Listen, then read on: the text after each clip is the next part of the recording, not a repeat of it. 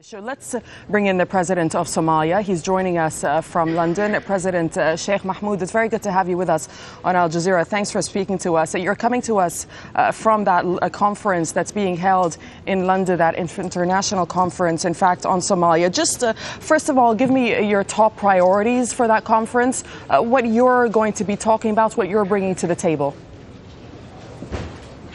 Thank you very much. This was an opportunity for Somalia to expose itself to the international community and present to it the plans for the Somali government in the future. And we are presenting today here in London the priorities of the Somali government and the plans that have been put to implement those priorities. This is a very important occasion for Somalia.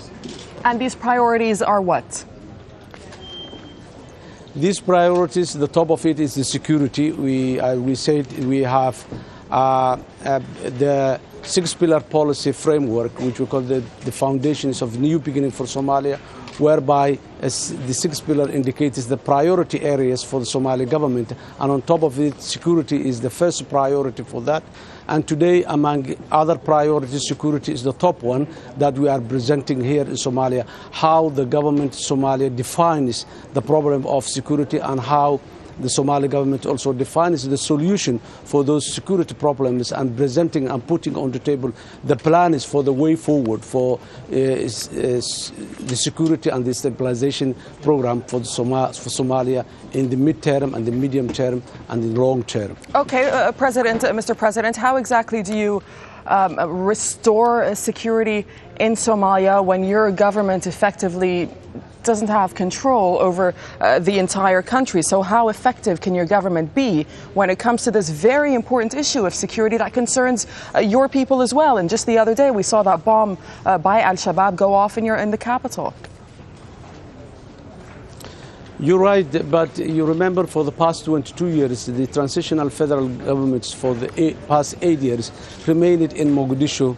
And this is the first time in 22 years that the Somali government is moving outside the capital to the regions and the districts. And the Somali forces, in collaboration with the AMISOM and the Ethiopian forces, they are doing quite a good job in different regions of Somalia. So the improvement is there. The Shabab, they are almost defeated. They are on the run. But, you know, when this type of stage, the war again gets another stage whereby Shabab melts down into the society. And what we are seeing is the decline of Shabab by putting roadside bombs, suicide bombs. And this is not unique for Somalia. You know the history of Baghdad and Kabul and any other parts of the world. Okay, but let me ask you then, Mr. President, how exactly does international support play into this? How does international support make a difference to people's lives in Somalia without your own internal issues being taken care of first?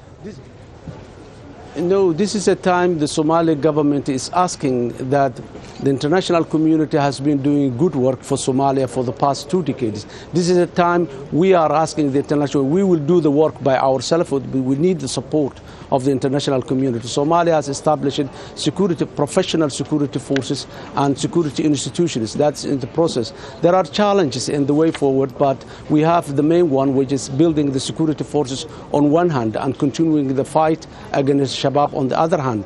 But things are improving since then. In 7 months' time, we are moving away from the capital into the regions and the districts.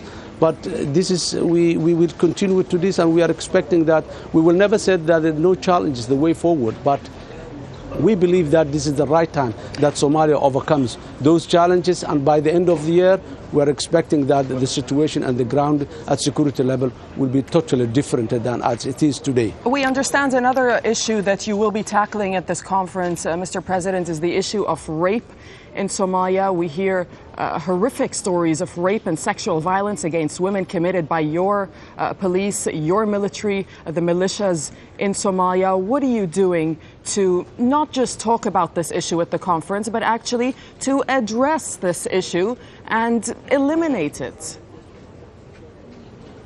As you rightly said, in a post-conflict environment, such incidents like rape is always there, and it's very painful for us to hear anytime soon. But here also today we are presenting how the Somali government wants to address the the violence against women and the sexual violences and the rape issues and all this. And we are signing today a new protocol for assistance and agreement with the United Nations and with many other countries to support Somalia to overcome those. And this is basically emanating from the lack of security on the ground, weak judicial institutions in place. So, and this is what the world is supporting Somalia, to have professional security forces that are qualified to address those issues, and a well-established judicial system, which we are already in the reform.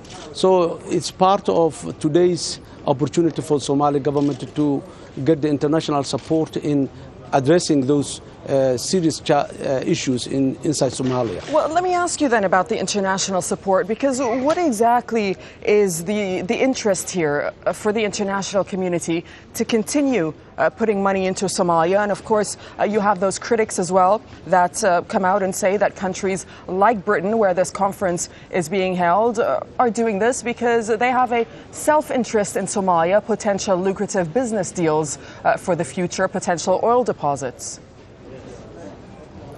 The 21st century, the global world is based on interests. Somalia has an interest to the world, and the world has interests to Somalia. So I don't see any problem with UK or any other government having interest in Somalia, whether that's business interests or strategic interests. And we would like to present our interests. The world will present, and this mutual interest will be what's working today in all over the world, and Somalia is a part of this globalized world of the 21st century. Okay, we'll leave it there. Thank you very much. That's President Hassan Sheikh Mohamud, President of Somalia, talking to us from London. We appreciate it. Thank you. Thank you. Thank you. Thank you very much.